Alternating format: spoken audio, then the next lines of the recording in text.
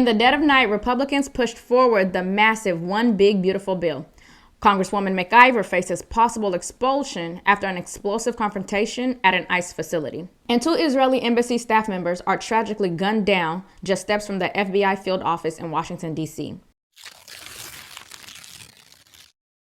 But before we get into today's headlines, please be sure to like, subscribe as it helps support the channel, and tap the notification bell so you don't miss any updates. So while the rest of the nation slept, Republicans were grinding away at what President Trump calls the One Big Beautiful Bill Act. The massive multi-part bill passed the House Rules Committee in a vote of 8-4, entirely along party lines, after a brutal overnight hearing that started at 1 a.m. and ended just before 11 p.m. that following night. As the Speaker said, it truly is morning in America again. You know, when you think about all of the work that's gone in to putting this bill together, it's one big, beautiful bill for a lot of reasons.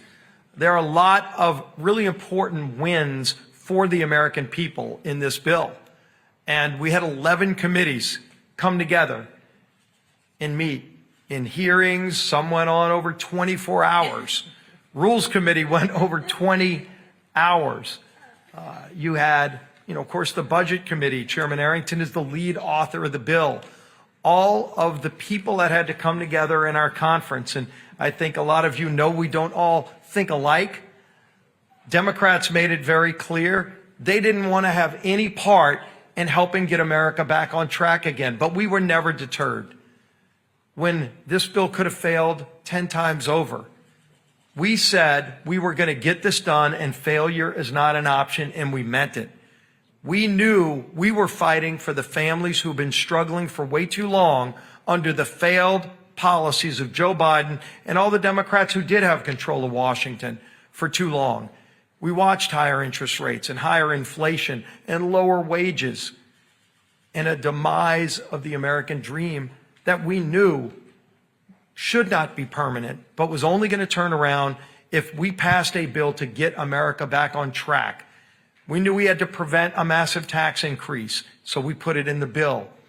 We knew we needed to secure America's border, as President Trump ran on all across this country and won the election on, and we put it in this bill.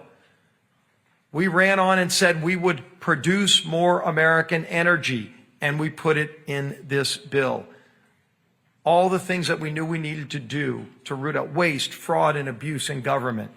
Focus on those families who are struggling. All of that is in this one big, beautiful bill.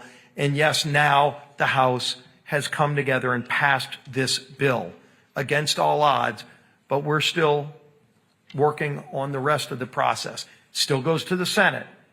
Senate has a lot of work to do too. That's why we've been talking to the Senate.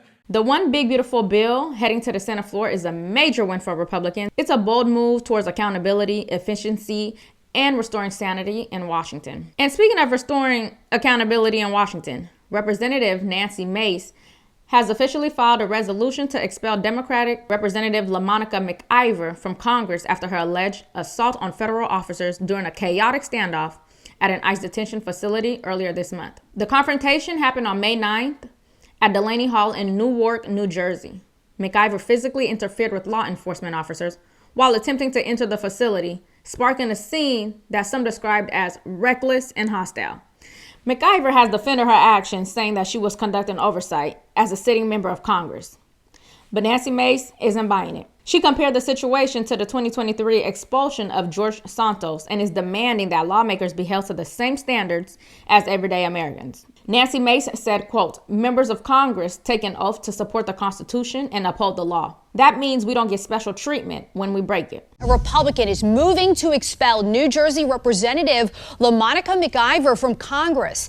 It comes after the Justice Department charged her for allegedly assaulting law enforcement. GOP Representative Nancy Mace said she sent a resolution to the House Ethics Committee. The DOJ charges come after McIver was seen on video elbowing an ICE official outside of a Newark migrant detention facility earlier this month. McIver denied assaulting officers and responded to Mace's measure with a social media post that says, quote, "In the South, I think they say, bless her heart." I agree with her, but to be quite honest, expelling a sitting member of Congress is no small move, and it requires 2/3 votes in the House. That means a significant number of Democrats will need to cross party lines to support the resolution.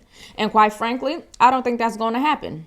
But what it does show is that there is a growing appetite for accountability, especially when it involves elected officials who think that they can play activist while wearing a congressional pin, as if somehow they're above the law. Anyways, meanwhile, Washington, D.C. is reeling from a deadly act of violence that struck at the heart of diplomacy and faith.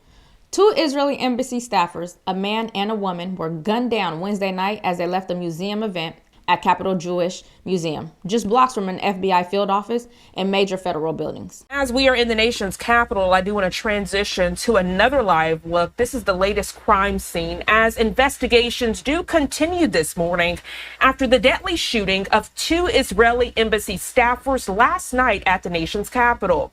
The victims were leaving an event held by the American Jewish Committee. We do have the latest photos of those victims. Metropolitan Police Department officials identifying the suspect as 30-year-old Elias Rodriguez of Chicago. Fox News' Gary Baumgarten joining us now to report on the latest. Tolerate anti-Semitism. Law enforcement in Washington, D.C. say 2 staff members of the Israeli embassy are dead after being shot while leaving an event Wednesday night at the Capitol Jewish Museum. The suspect was observed pacing back and forth outside of the museum. He approached a group of 4 people, produced a handgun, and opened fire. We heard between 10 to 15 gunshots, roughly. Tragically, the male and female victims were a couple preparing to be engaged.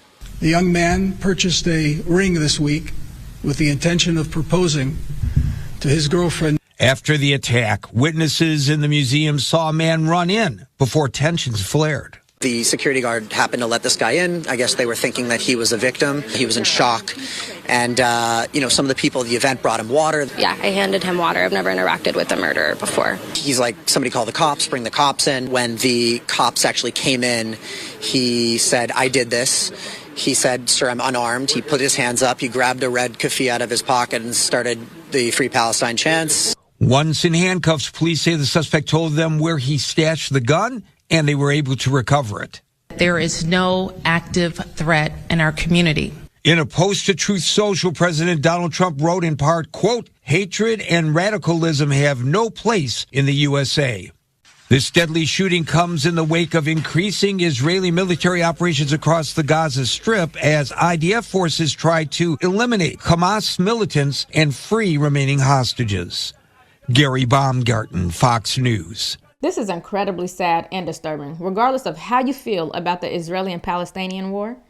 Killing people in cold blood is never justified. My sincerest condolences to their family. Let me know your thoughts in the comments. And as always, if this video brought you any value, please be sure to like, subscribe, and tap the notification bell so you never miss an update. Thanks for watching, and I'll see you next time.